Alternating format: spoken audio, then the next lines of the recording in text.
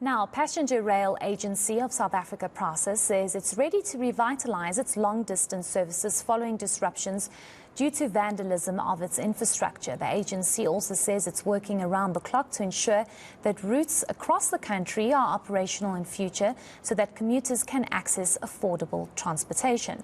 Prasa's spokesperson, Andiswa Makanda, joins us for more. Thank you so much for your time, Andiswa. We do appreciate it.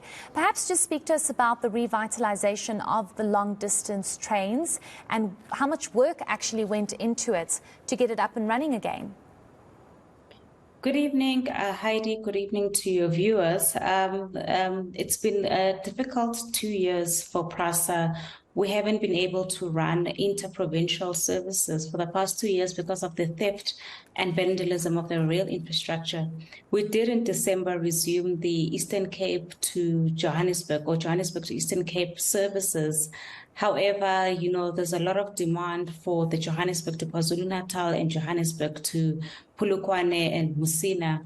And so there's a lot of work going in there to recover those services because a lot of our commuters are relying on a safe and affordable transport system. So there's a lot of work that went into it. We had to fix the railway infrastructure, including the overhead cables, the tracks that were vandalized, substations, and including our stations that were also vandalized.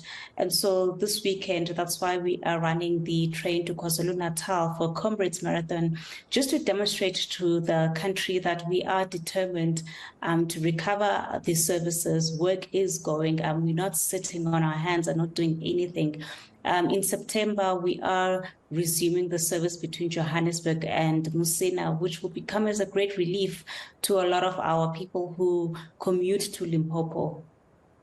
Certainly. I want us to speak about what is going to be different this time around, because you say there's a lot of vandalism and theft that happens. We've seen it at almost every single train station in this country.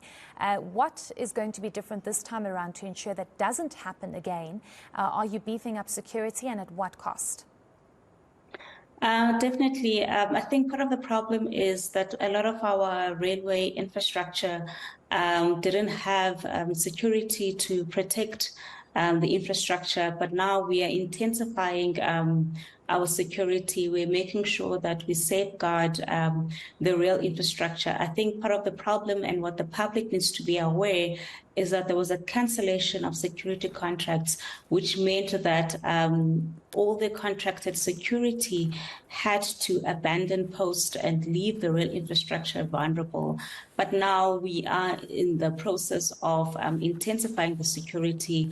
We have an integrated security plan that has been very effective in the lines and the services that we've recovered. If you look at Mabopane, for example, and Salisbury, where we have implemented the security plan, we haven't had any incident of theft and vandalism. I think the biggest issue is that the public to be aware is that there was no security for a couple of months because of the cancellation of those security contracts. But now we are intensifying the security. We have a hybrid strategy where we want to outsource but also insource, so that over time we will be insourcing a lot of our security. So we are intensifying to ensure that we protect the rail infrastructure and the rail network.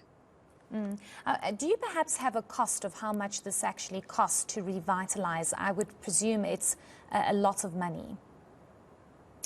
It is a lot of money, Heidi, and it depends where you're looking at specifically. But I know that, for example, the work that we are doing in Gauteng, it's in the regions of 2.7 billion rands. If you're looking in KwaZulu-Natal, it's also in the billions of rands. So there's a lot of money that's going into the recovery. I know that for the capital projects, the capital that has been budgeted for capital work is around 25 billion rands. That's a lot of money. I do hope that that will be protected at all costs. Just a quick reminder, Andiswa, about what is coming up, which routes South Africans can look forward to and when they'll be up and running.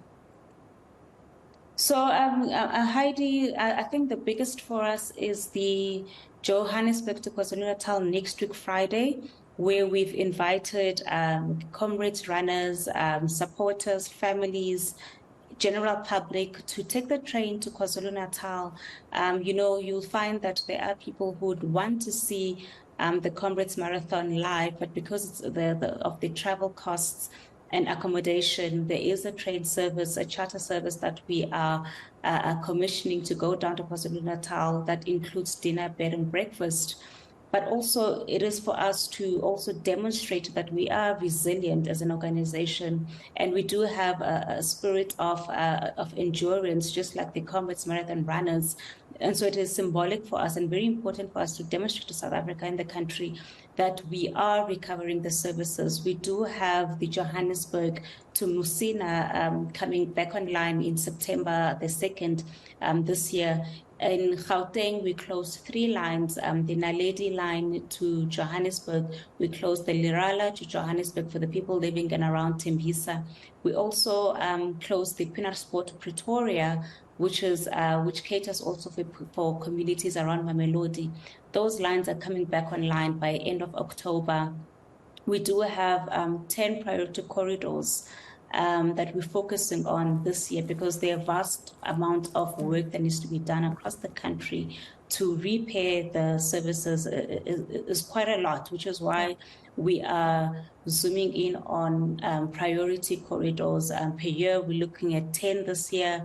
We are halfway there. By end of the year, we would have recovered in KwaZulu-Natal. Eastern Cape, Heidi, we already have the service in Gqeberha, Port Elizabeth already up and running. We did try to also recover the Berlin line in East London. KwaZulu-Natal, Kwamashu line is back online. The Isipingo services is also up and running. So there's a lot of work that's happening. We want to complete 10 corridors by the end of this year. And next year, we'll have another 10 corridors up and running, because the amount of work that needs to go into recovering is a lot, that we have to tackle this big elephant one bite at a time. Certainly, and again, public transport remains a huge priority in this country. So we do hope that everything goes according to plan and there's no further vandalism and theft, because that, at the end of the day, costs taxpayers billions. But thank you so much, and we wish you all the best on revitalizing all these rail lines. That was Prasa spokesperson Andiswa Makanda.